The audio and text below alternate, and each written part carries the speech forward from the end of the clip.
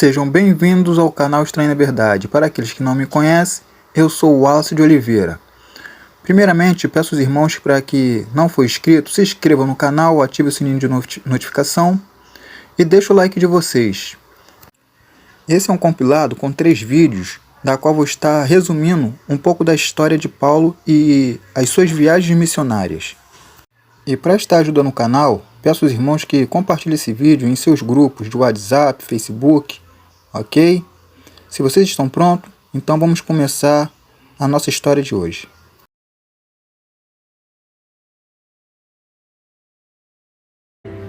Em Tarso, uma família remanescente da tribo de Benjamim se fixou, capital da província romana da Cilícia, atual Mersim, na Turquia. Embora muita coisa tenha mudado ao longo dos anos, e Tarso tenha passado por diversos regimes, os escolhidos que se estabeleceram ali não se permitiam contaminar com os costumes pagãos, mantendo o temor ao Deus de seus pais e transmitindo esse zelo para as gerações seguintes. E foi nesse ambiente de devoção que, em meados da primeira década depois de Cristo, nasceu um menino chamado Saulo, nome em homenagem a Saul, seu ancestral benjamita e rei de Israel. Desde garoto, Saulo fora instruído pelos seus pais a amar o Senhor e seus mandamentos. Ouvi falar do Deus de Abraão, Isaque e Jacó, que tirara seus antepassados do Egito e lhes dera uma terra boa e próspera.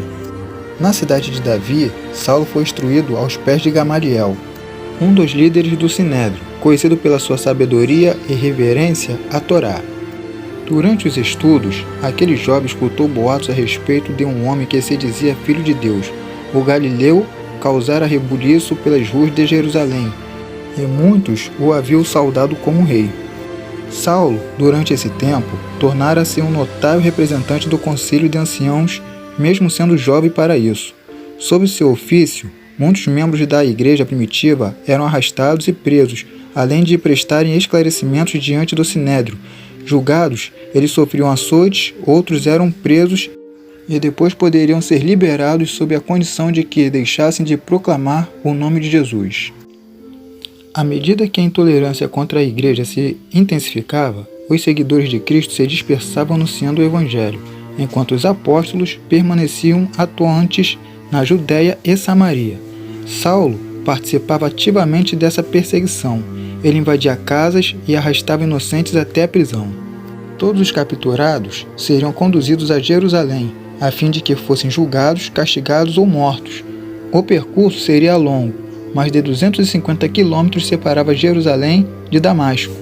Faltava pouco para o fim da exaustiva jornada. Já iam pelas planícies próximas a Damasco quando, de repente, uma luz muito forte envolveu Saulo. Assustado, o fariseu caiu, enquanto uma voz foi ouvida por todos que o acompanhavam. Saulo, Saulo, por que me persegues? E Saulo respondendo disse: Quem és, Senhor? Eu sou Jesus, a quem tu persegues. Duro é para ti recalcitrar contra os aguilhões. Entendendo que tudo quanto diziam aqueles a quem perseguira era verdade, o fariseu tremeu. Ele é o Filho de Deus? Aquele que ressuscitou dos mortos? Está falando comigo? Não houve mais força nele para contestar. Então rendeu-se ao chamado do mestre.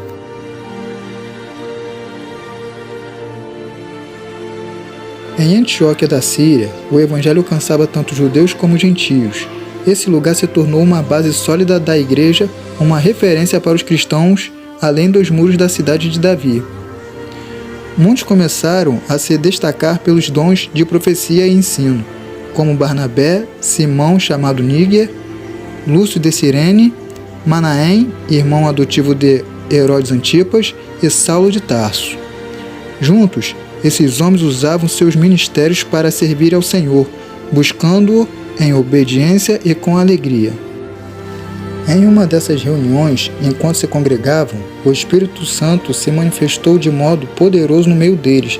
Ele lhes falou que separassem Barnabé e Saulo para cumprirem o seu chamado, pregar as boas novas aos gentios de outras nações.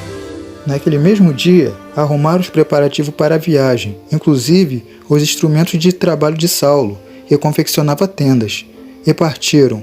O jovem João, apelidado de Marcos, também foi nessa empreitada. Sob a direção do Espírito Santo, os três caminharam por 26 quilômetros até o principal porto da região, em Seleucia, onde o primeiro destino foi traçado, Chipre, ilha localizada ao sul da costa da Cilícia, atual Turquia, no mar Mediterrâneo. Barnabé nasceu ali, e isso facilitaria o deslocamento deles. Assim, tomaram uma embarcação rumo a Salamina, centro comercial cipriota. Não demoraram mais do que 2 dias a chegarem à cidade, cuja comunidade judaica era bastante expressiva. Passaram algumas semanas anunciando a palavra de Deus nas sinagogas, e então partiram seguindo pelo litoral, rumo a Pafos, capital administrativa de Chipre. Em Pafos, o trabalho de evangelização de Barnabé e Saulo se iniciou como de costume nas sinagogas, anunciando que Jesus é o Messias prometido. Saindo de Pafos, Paulo e Barnabé navegaram 240 quilômetros ao norte até a costa da Panfilha, uma região pantanosa de clima quente e úmido.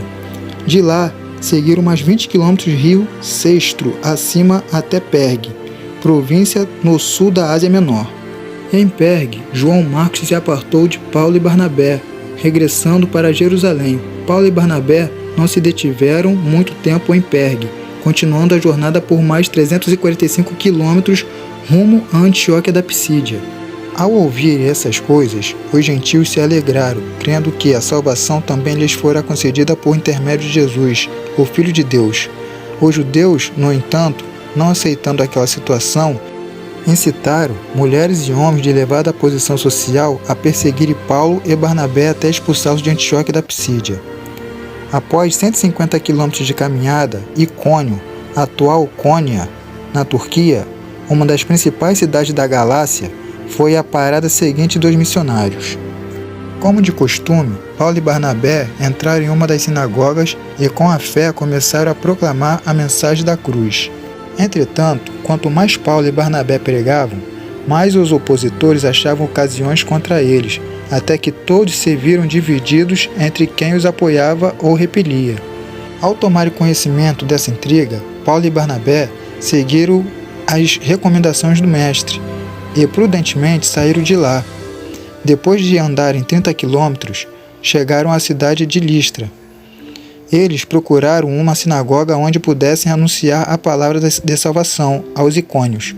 Naquela cidade, porém, não encontrando qualquer templo judeu, dispuseram-se a pregar ao ar livre, provavelmente em algum lugar entre o Odeon, um teatro local, e a Ágora, praça do comércio.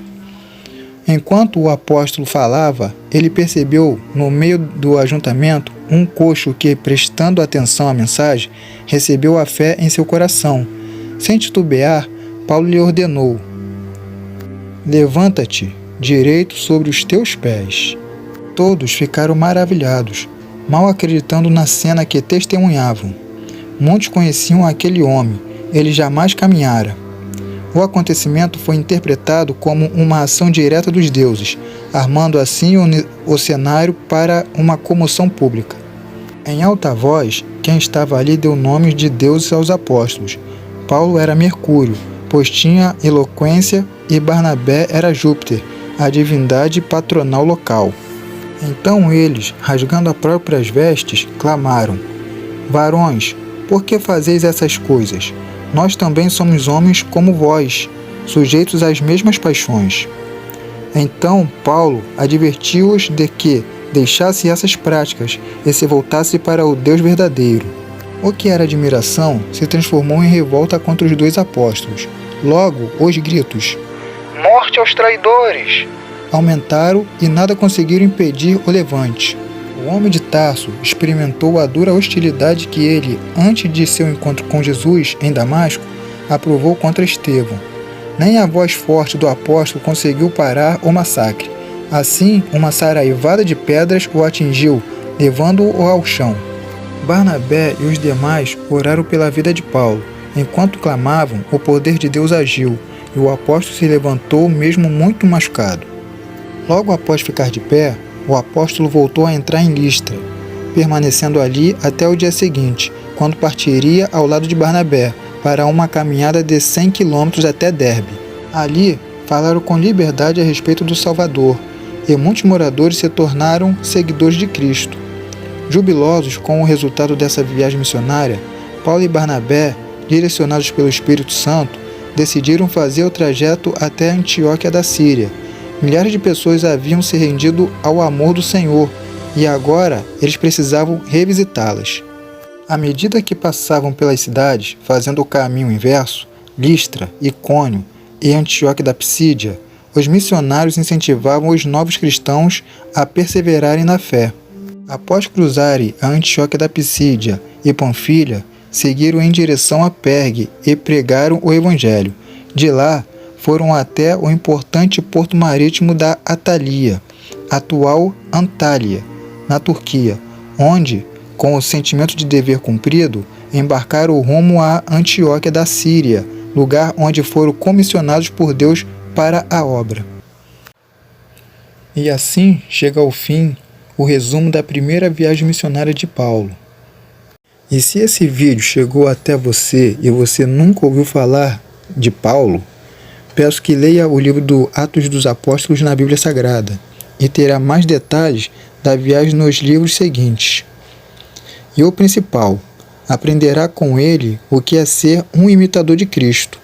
A segunda parte já está aparecendo na tela para vocês. Não esqueça de deixar o like e compartilhar esse vídeo. E como eu sempre digo, leiam a Bíblia.